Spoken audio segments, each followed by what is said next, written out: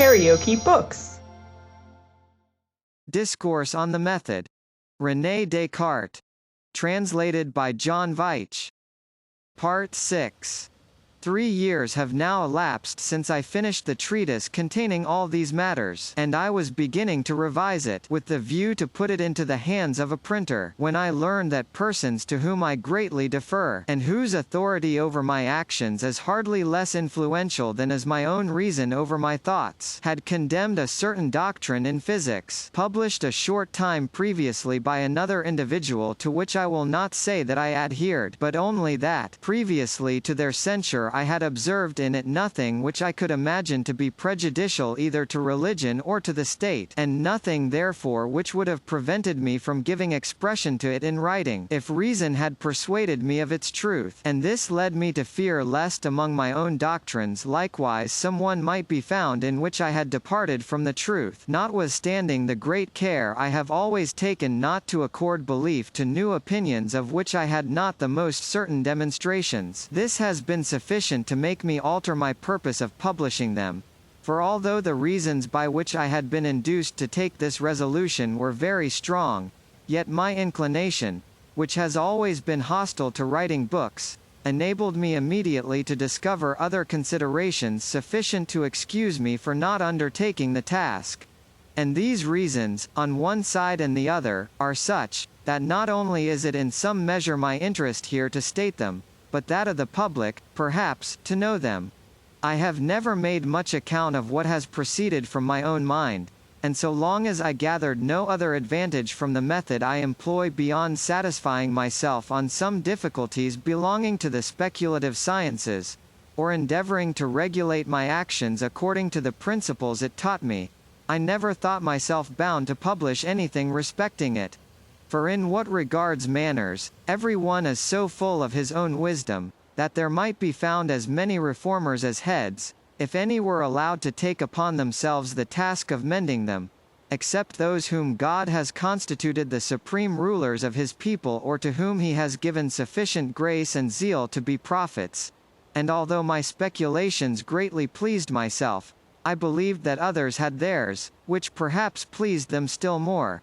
But as soon as I had acquired some general notions respecting physics, and beginning to make trial of them in various particular difficulties, had observed how far they can carry us, and how much they differ from the principles that have been employed up to the present time, I believed that I could not keep them concealed without sinning grievously against the law by which we are bound to promote, as far as in us lies, the general good of mankind. For by them I perceived it to be possible to arrive at knowledge highly useful in life, and in room of the speculative philosophy usually taught in the schools, to discover a practical, by means of which, knowing the force and action of fire, water, air, the stars, the heavens, and all the other bodies that surround us, as distinctly as we know the various crafts of our artisans, we might also apply them in the same way to all the uses to which they are adapted, and thus render ourselves the lords and possessors of nature. And this is a result to be desired, not only in order to the invention of an infinity of arts, by which we might be enabled to enjoy without any trouble the fruits of the earth, and all its comforts, but also and especially for the preservation of health, which is without doubt, of all the blessings of this life, the first and fundamental one. For the mind is so intimately dependent upon the condition and relation of the organs of the body, that if any means can ever be found to render men wiser and more ingenious than hitherto, I believe that it is in medicine they must be sought for. It is true that the science of medicine, as it now exists, contains few things whose utility is very remarkable. But without any wish to depreciate it, I am confident that there is no one, even among those whose profession it is, who does not admit that all at present known in it is almost nothing in comparison of what remains to be discovered, and that we could free ourselves from an infinity of maladies of body as well as of mind, and perhaps also even from the debility of age, if we had sufficiently ample knowledge of their causes, and of all the remedies provided for us by nature. But since I designed to employ my whole life in the search after so necessary a science, and since I had fallen in with a path which seems to me such, that if any one follow it he must inevitably reach the end desired, unless he be hindered either by the shortness of life or the want of experiments, I judged that there could be no more effectual provision against these two impediments than if I were faithfully to communicate to the public all the little I might myself have found, and incite men of superior genius to strive to proceed farther, by contributing, each according to his inclination and ability, to the experiments which it would be necessary to make, and also by informing the public of all they might discover, so that, by the last beginning where those before them had left off, and thus connecting the lives and labors of many, we might collectively proceed much farther than each by himself could do. I remarked, moreover, with respect to experiments, that they become always more necessary the more one is advanced in knowledge. For, at the commencement, it is better to make use only of what is spontaneously presented to our senses, and of which we cannot remain ignorant, provided we bestow on it any reflection, however slight, than to concern ourselves about more uncommon and recondite phenomena. The reason of which is, that the more uncommon often only mislead us so long as the causes of the more ordinary are still unknown, and the circumstances upon which they depend are almost always so special and minute as to be highly difficult to detect. But in this I have adopted the following order. First, I have essayed to find in general the principles, or first causes of all that is or can be in the world, without taking into consideration for this end anything but God himself who has created it, and without educing them from any other source than from certain germs of truths naturally existing in our minds. In the second place, I examined what were the first and most ordinary effects that could be deduced from these causes, and it appears to me that, in this way, I have found heavens, stars, and earth, and even on the earth water, air, fire, minerals, and some other things of this kind, which of all others are the most common and simple, and hence the easiest to know.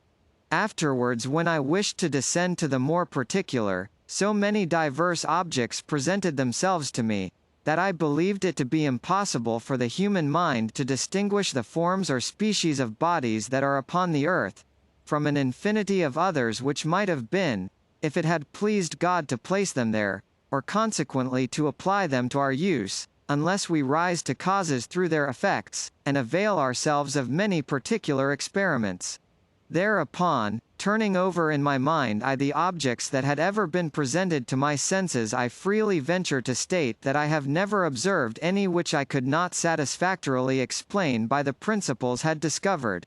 But it is necessary also to confess that the power of nature is so ample and vast, and these principles so simple and general, that I have hardly observed a single particular effect which I cannot at once recognize as capable of being deduced in man different modes from the principles, and that my greatest difficulty usually is to discover in which of these modes the effect is dependent upon them.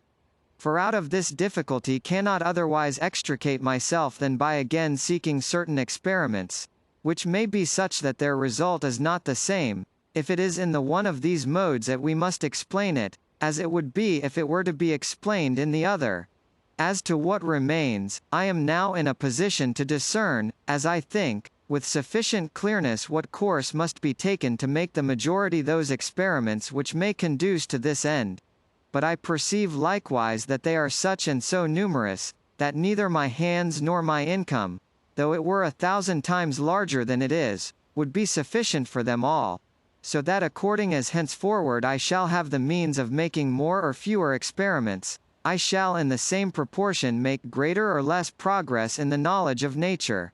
This was what I had hoped to make known by the treatise I had written, and so clearly to exhibit the advantage that would thence accrue to the public, as to induce all who have the common good of man at heart, that is, all who are virtuous in truth, and not merely in appearance, or according to opinion, as well to communicate to me the experiments they had already made, as to assist me in those that remain to be made.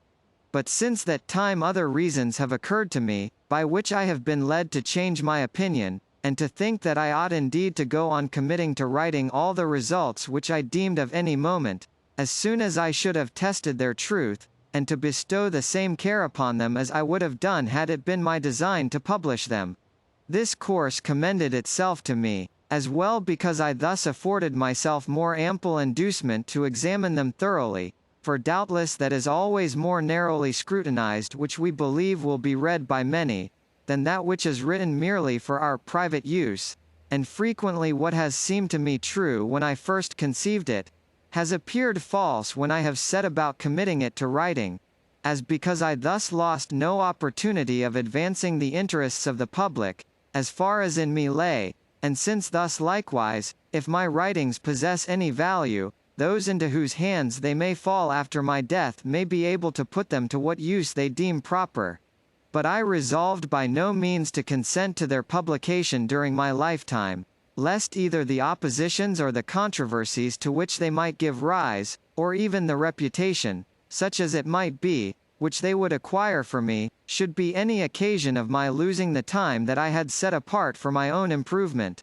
For though it be true that every one is bound to promote to the extent of his ability the good of others, and that to be useful to no one is really to be worthless, yet it is likewise true that our cares ought to extend beyond the present, and it is good to omit doing what might perhaps bring some profit to the living, when we have in view the accomplishment of other ends that will be of much greater advantage to posterity.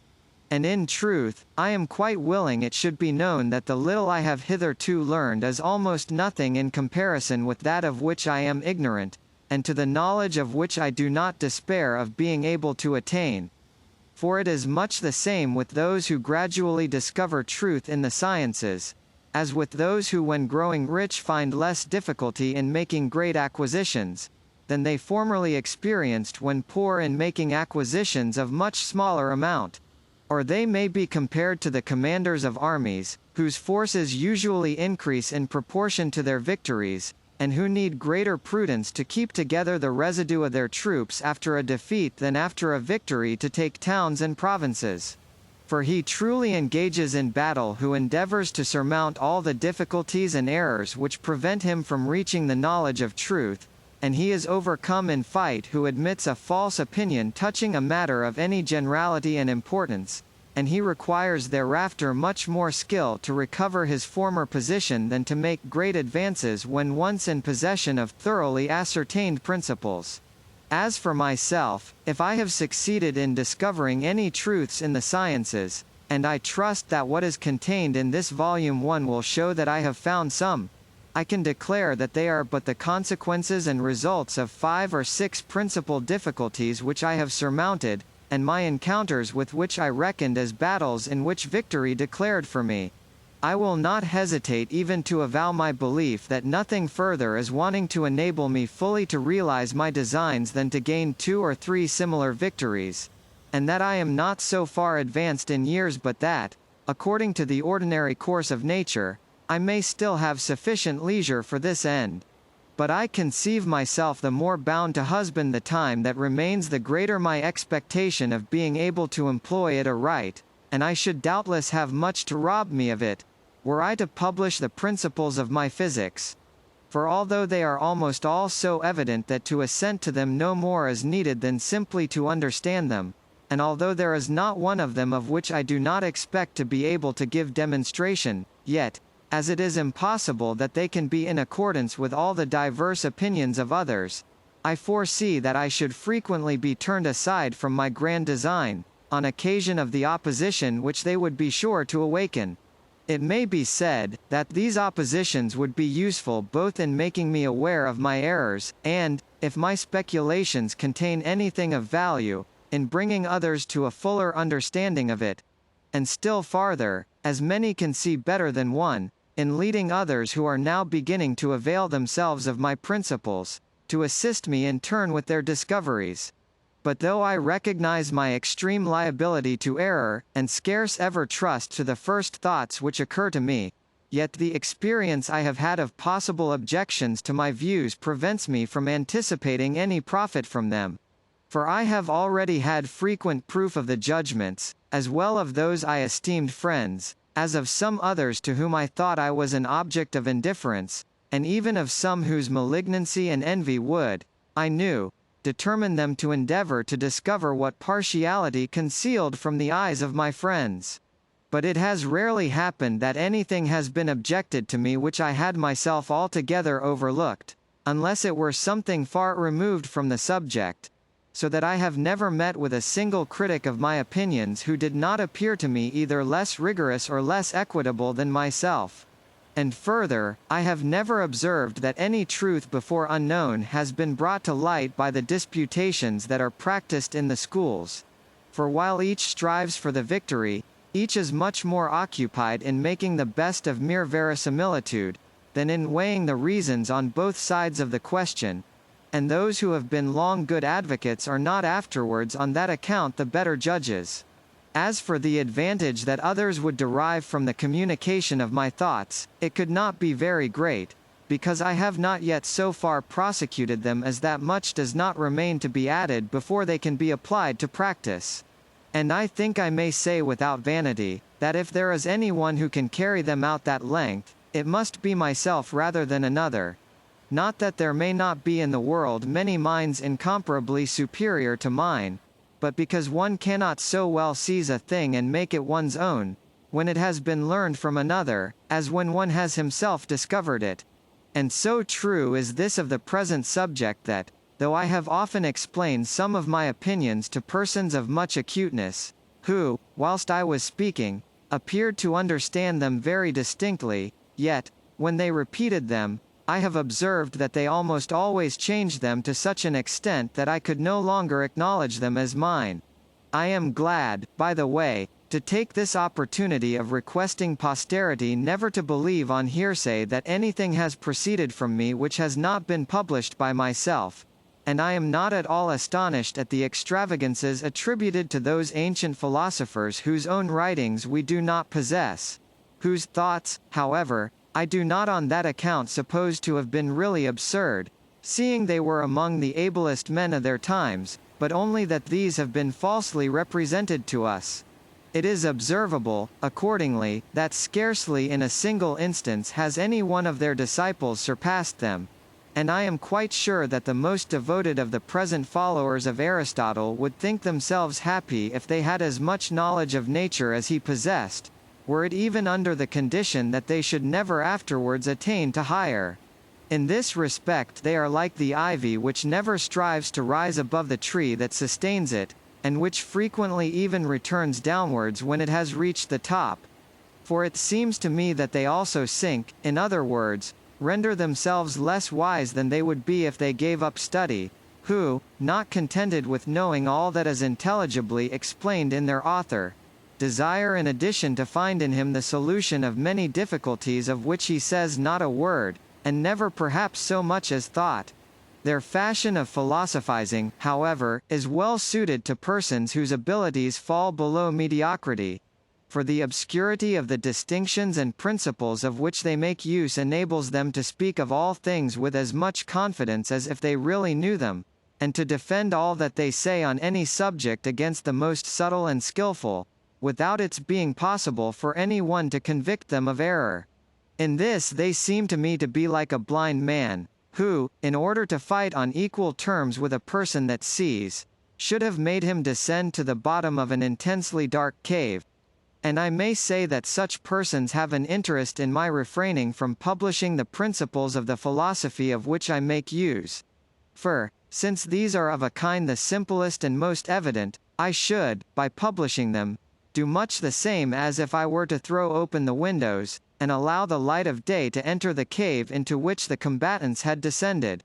But even superior men have no reason for any great anxiety to know these principles, for if what they desire is to be able to speak of all things, and to acquire a reputation for learning, they will gain their end more easily by remaining satisfied with the appearance of truth, which can be found without much difficulty in all sorts of matters, than by seeking the truth itself which unfolds itself but slowly and that only in some departments, while it obliges us, when we have to speak of others, freely to confess our ignorance. If, however, they prefer the knowledge of some few truths to the vanity of appearing ignorant of none, as such knowledge is undoubtedly much to be preferred, and, if they choose to follow a course similar to mine, they do not require for this that I should say anything more than I have already said in this discourse. For if they are capable of making greater advancement than I have made, they will much more be able of themselves to discover all that I believe myself to have found. Since as I have never examined aught except in order, it is certain that what yet remains to be discovered is in itself more difficult and recondite, than that which I have already been enabled to find, and the gratification would be much less in learning it from me than in discovering it for themselves.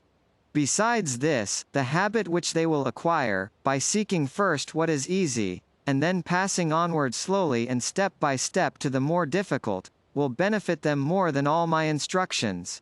Thus, in my own case, I am persuaded that if I had been taught from my youth all the truths of which I have since sought out demonstrations, and had thus learned them without labor, I should never, perhaps, have known any beyond these.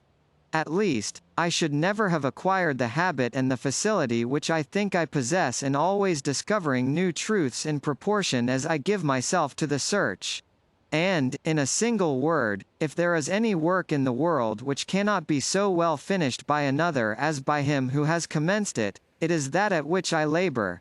It is true, indeed, as regards the experiments which may conduce to this end, that one man is not equal to the task of making them all, but yet he can advantageously avail himself, in this work, of no hands besides his own, unless those of artisans, or parties of the same kind, whom he could pay, and whom the hope of gain, a means of great efficacy, might stimulate to accuracy in the performance of what was prescribed to them. For as to those who, through curiosity or a desire of learning, of their own accord, perhaps, offer him their services, besides that in general their promises exceed their performance, and that they sketch out fine designs of which not one is ever realized, they will, without doubt, expect to be compensated for their trouble by the explication of some difficulties, or, at least, by compliments and useless speeches, in which he cannot spend any portion of his time without loss to himself. And as for the experiments that others have already made, even although these parties should be willing of themselves to communicate them to him, which is what those who esteem them secrets will never do, the experiments are, for the most part, accompanied with so many circumstances and superfluous elements, as to make it exceedingly difficult to disentangle the truth from its adjuncts. Besides, he will find almost all of them so ill described, or even so false, because those who made them have wished to see in them only such facts as they deemed conformable to their principles, that, if in the entire number there should be some of a nature suited to his purpose, still their value could not compensate for the time what would be necessary to make the selection. So that if there existed any one whom we assuredly knew to be capable of making discoveries of the highest kind, and of the greatest possible utility to the public, and if all other men were therefore eager by all means to assist him in successfully prosecuting his designs, I do not see that they could do aught else for him beyond contributing to defray the expenses of the experiments that might be necessary, and for the rest, prevent his being deprived of his leisure by the unseasonable interruptions of any one.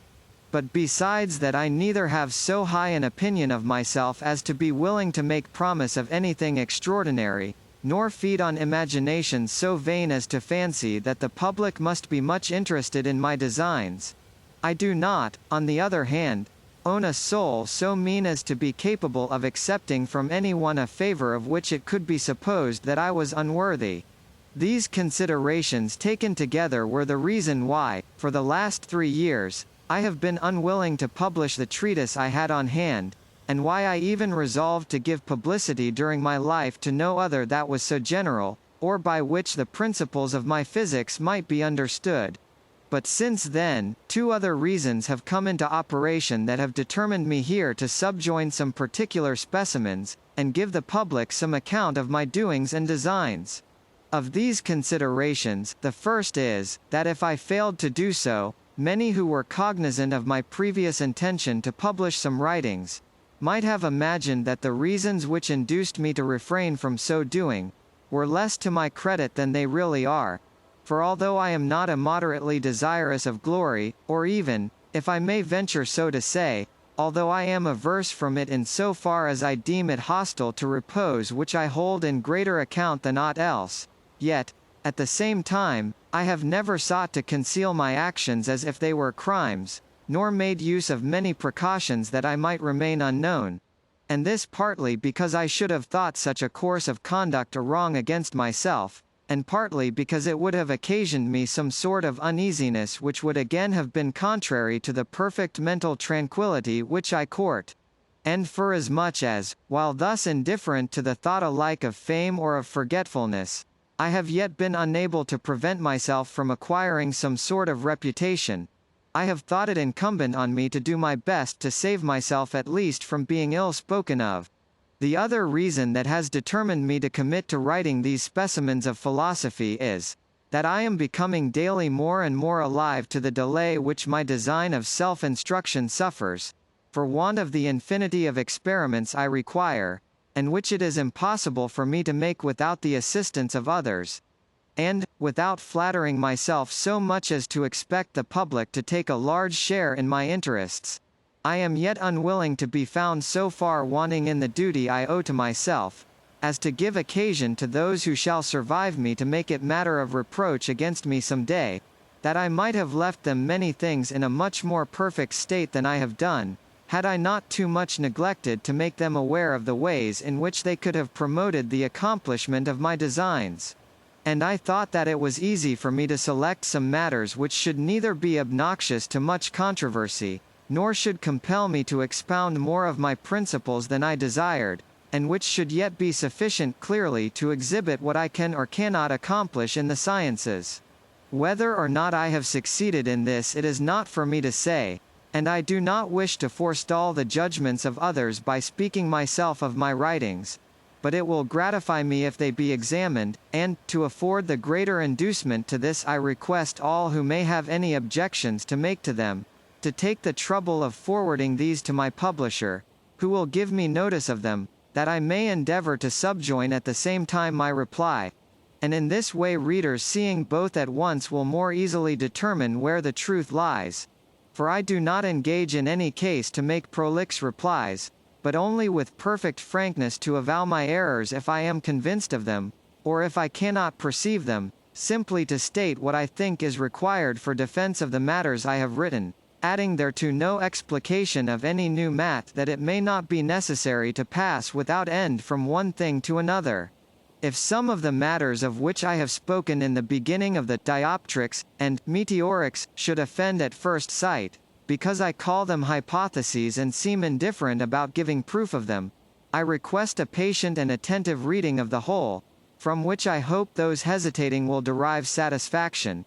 For it appears to me that the reasonings are so mutually connected in these treatises, that, as the last are demonstrated by the first which are their causes, the first are in their turn demonstrated by the last which are their effects.